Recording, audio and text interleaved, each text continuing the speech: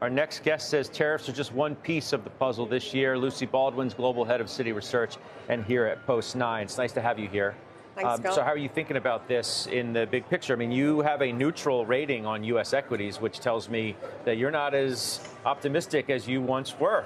Yeah, Scott, you're absolutely right. And thanks for having me today on Liberation Day. You're absolutely right that we came into this year with a less risk-on approach than we had, and we downgraded our view on equities from an asset allocation perspective, really on a lot of the fears that we're seeing play out, right? Growth coming in below expectations, a lot of the soft data starting to struggle, starting to see some challenges from an earnings perspective. You know, obviously Q1 earnings expectations have been downgraded as well. We're expecting to see a tricky earnings season.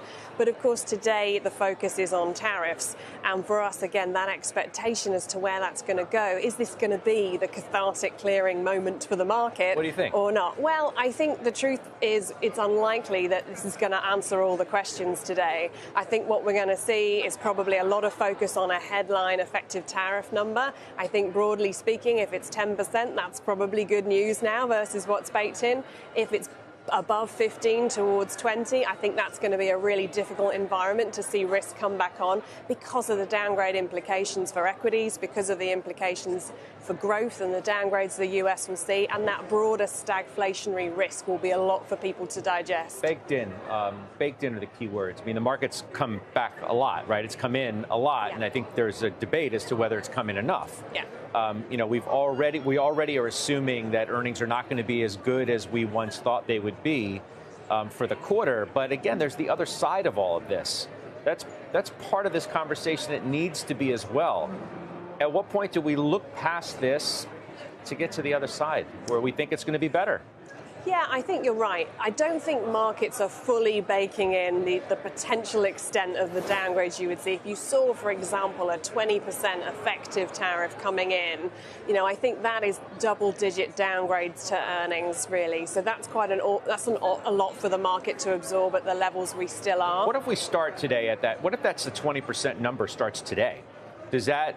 You know, because the hard thing is you have to model, if it's 20 today, it might not be 20 tomorrow. Exactly. And it might not be 15 next Thursday. And I think, to your point, Scott, that's what the market's telling us. The assumption is, even if it comes out at that level, it won't hold, and there will be a sort of negotiating, rowing back, as we've seen with Mexico, as we've seen with Canada. And so I think that is clearly what the market's expectation is that it's either going to be significantly reduced in scope, or that you're going to see over time, you know, renegotiation on the back of that, and actually that the earnings downgrade is nothing like that in terms of what the market's pricing today. It's telling you that it doesn't think it's going to be that order of magnitude, and if it is, it's not going to last very long. You're based in a part of the world where there is a lot of optimism from people who've been coming on lately saying better returns are going to be in Europe and elsewhere this year and not in the U.S. Do you believe that too? Yeah, we've taken the opportunity to upgrade Europe and to upgrade China within the equities mix, preferring that option here to the United States.